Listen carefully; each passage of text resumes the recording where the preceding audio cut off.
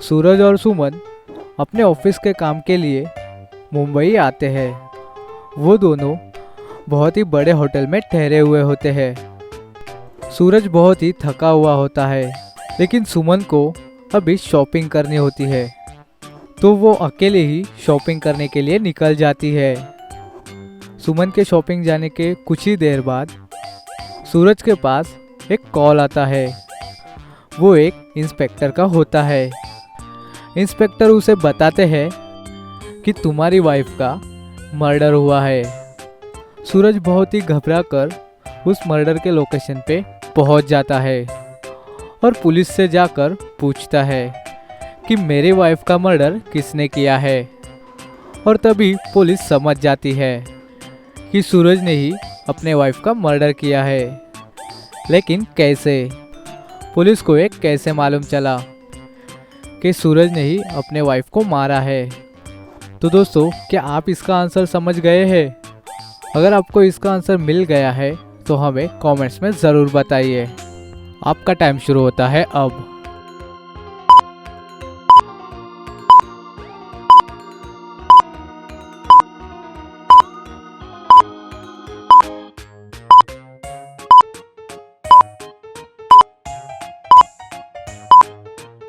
तो चलिए इसका आंसर देख लेते हैं।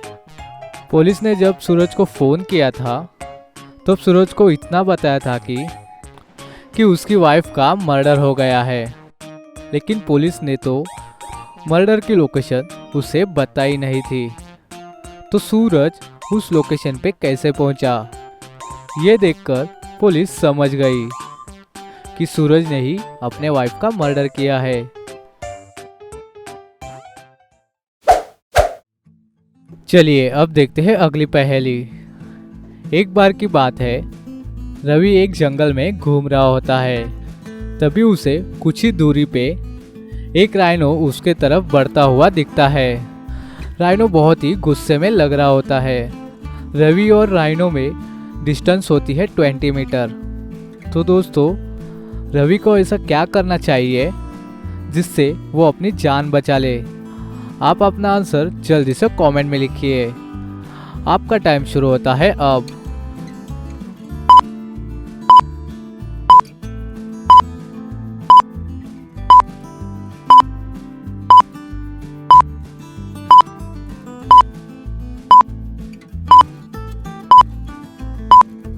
तो चलिए इसका आंसर देख लेते हैं। दोस्तों, ये थोड़ी ट्रिकी पहेली थी।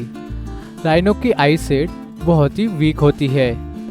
रवि को किसी झाड़ियों में छुप जाना चाहिए या फिर किसी पेड़ के पीछे।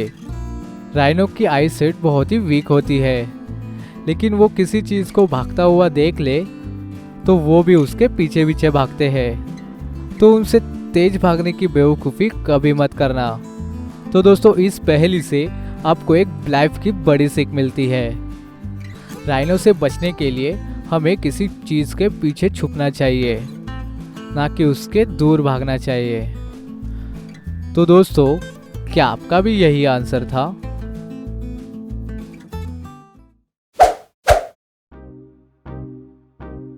चलिए अब देखते हैं अगली पहेली।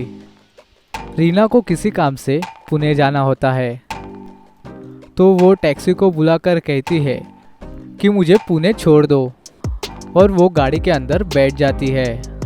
अभी गाड़ी कुछ ही दूर पहुंची होती है, तभी रीना टैक्सी ड्राइवर से कहती है कि भैया आप रेडियो चला दीजिए। तो वो ड्राइवर रीना को बोलते वक्त देख के कहता है कि मैडम मुझे कुछ सुनाई नहीं देता, मैं बचपन से ही बहरा हूँ।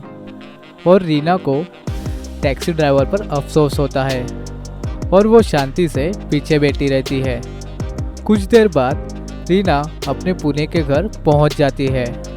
वो टैक्सी से उतरती है और समझ जाती है कि वो आदमी झूठ बोल रहा था।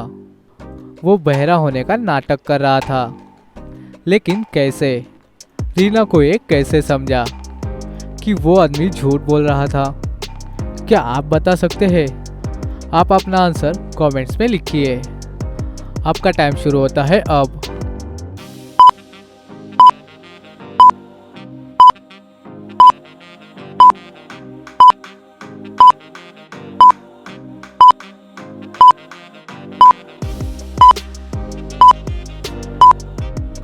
चलिए दोस्तों इसका आंसर देखते हैं। रीना ने घर जाकर सोचा कि अगर वो आदमी बहरा था तो उसे ये कैसे मालूम चला कि मुझे पुणे जाना है। और जब रीना ने टैक्सी वाले से कहा कि रेडियो चला दो तो ये बात उसने सुनी थी, मगर वो चलाना नहीं चाहता था, इसलिए उसने कहा कि मैं बहरा हूँ। तो दोस्तों क्या आपने इस टैक्सी ड्राइवर के झूठ को पकड़ लिया था? तो हमें जल्दी से कमेंट्स में बता दीजिए और इस पहेली के लिए एक लाइक तो बनता है। तो चलिए अब देखते हैं अगली पहेली। दोस्तों आपके सामने दो फैमिली गिवन है। आपको इस पहेली में बताना है कि इन दोनों फैमिलीज में कौन सी फैमिली मूर्ख है। और हाँ, हिंट के लिए मैं आपको बता दूं कि ये बहुत ही प्रैक्टिकल पजल है। आप इस पजल को थोड़ा ध्यान से देखोगे तो आपको इसका आंसर समझ में आ जाएगा। और जैसे ही आपको इसका आंसर मिल जाए आप अपना आंसर कमेंट्स में लिख दीजिएगा। आपका टाइम शुरू होता है अब।